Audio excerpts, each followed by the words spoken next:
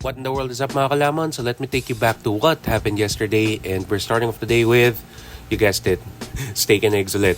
Yes sir. I don't know about you guys pero napakasarap ng steak mula dun sa Highlands. Buti nakapag-charon. Tapos naman natin the fried egg and rice to round it out. Yes sir, the breakfast of champions. Panalo yan. Now, let's get to DIY latte. Pour. Mix. And sip. Oh, you know what's up. So, happy Friday sa inyo mga kalaman and welcome to the end of the month. I hope everybody had a great month. Kung sakali man na hindi ito yung buwan nyo or sabihin natin something happened, I'm with you guys. And yeah, don't be so hard on yourself. It's only a bad month. Pwede pa tayo mag-bounce back. We still have a couple more months before the year ends and kaya mo pa rin i-crush yung goals mo kung ano man yun. So, chin up, move forward. And kung sakali man na na-hit mo yung target mo ngayon, I am proud of you. You deserve something nice. Bite mo yung tayo kay Judith kasi mahirap na pag si Judith nagalit. Okay, so ngayon, in line with bills and everything, this is the perfect segue kasi to like share something. So, kumuha ako ng parking space. So, yung parking space kasi ngayon, since nagkaroon daw ng changes sa parking dun sa building. So, dati kasi parang ang binabayad ko kada buwan, umabot kasi siya ng mga around 10,000 for parking. Yeah, bago kayo mag-comment na, bakit mahal? Napagtanto ko kasi na dahil ganun din naman kasi yung babayaran mo for contract parking na kailangan magbayad ng 10,000 tapos nakalock yung contract mo tapos one time big time yung payment, masyado lang siya mabigat. So kaya nag-opt ako na mag-take ng daily. Nangyari, pinili ko kasi mag-monthly, pero kasi with the implementation ng mga changes, so mangyayari kasi kung magbabayad ako ulit ng daily for the foreseeable future, almost times 2 times 3 na binabayaran ko ngayon yung magiging charges. Mas mahal pa siya abutin mo kaysa dito sa pagbayad ko ng rent dito sa condo. Yeah man, so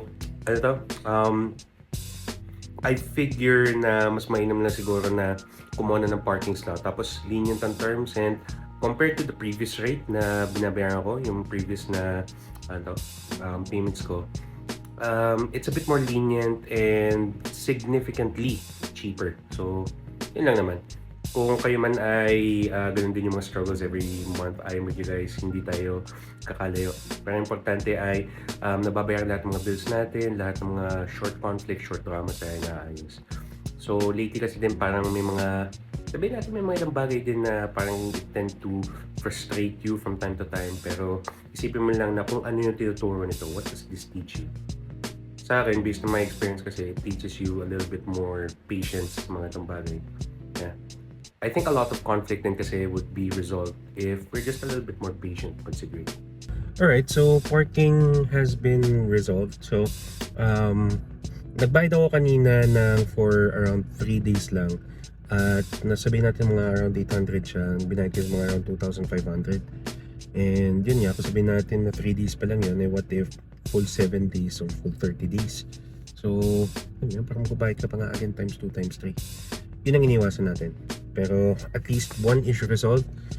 And yeah, so ngayon naman, dahil nagbabayad tayo ng ating mga bills, so kailangan naman natin pumunta ng mall to pay our other dues.